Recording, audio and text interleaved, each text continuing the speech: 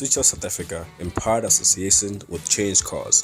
Change Cars is a trusted online website because they work with trusted dealers and the best insure in South Africa, Discovery Insure.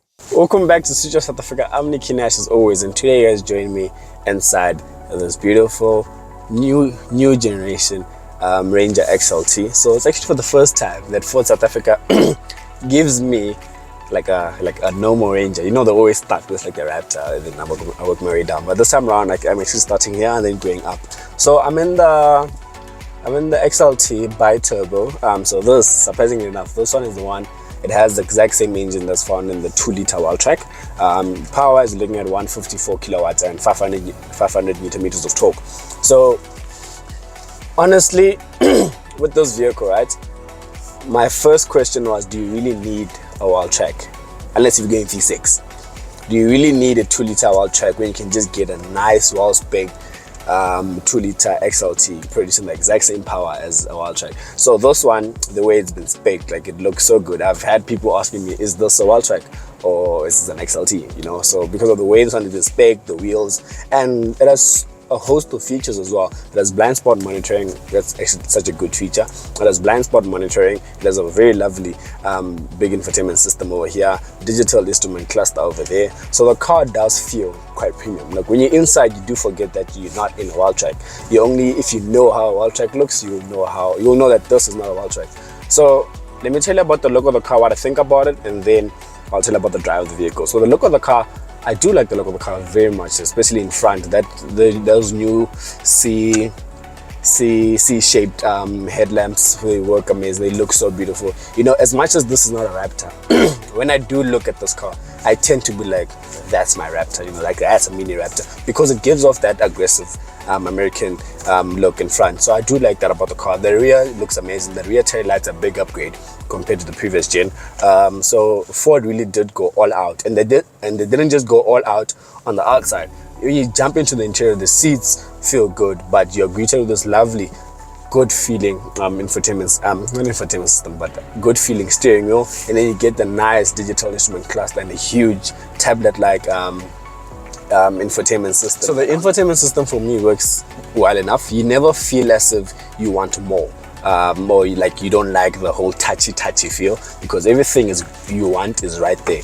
So whatever you're looking for, you can literally reach it there. So something I do like, the climate control is touch but not touch, so you should be seeing it. So the touch part is where you're choosing the direction you want your wind or your airflow, your air conditioning, but you still have buttons for like a physical knob that's gonna take the temperature up and low, and you still have like actual buttons that's gonna change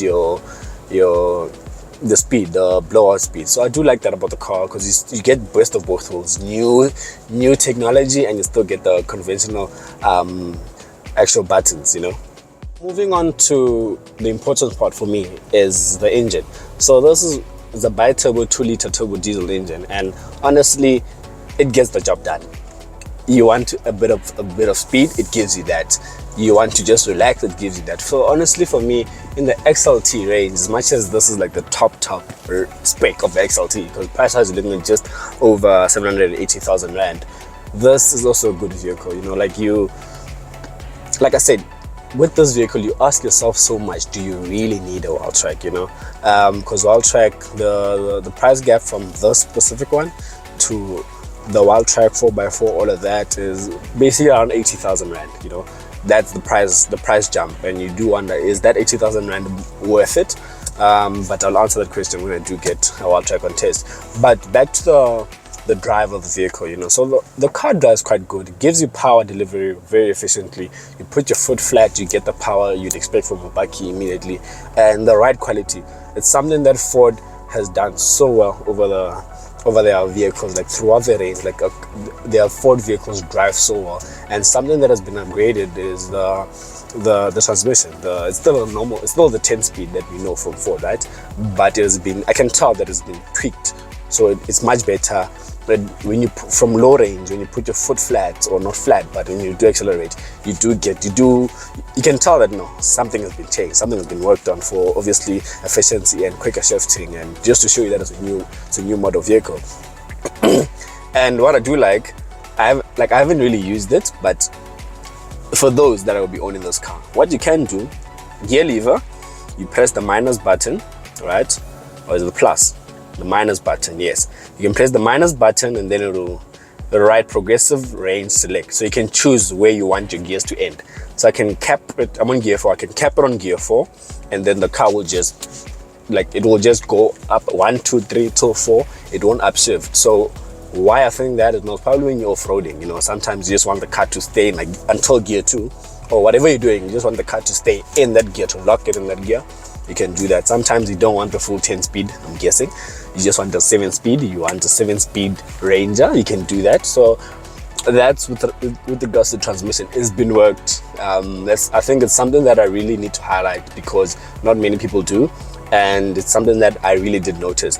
Power delivery and power efficiency, in terms of fuel efficiency and power delivery, it does feel like the previous one, like the pull, like there's no wow, this is actually much quicker, obviously, until I get the V6.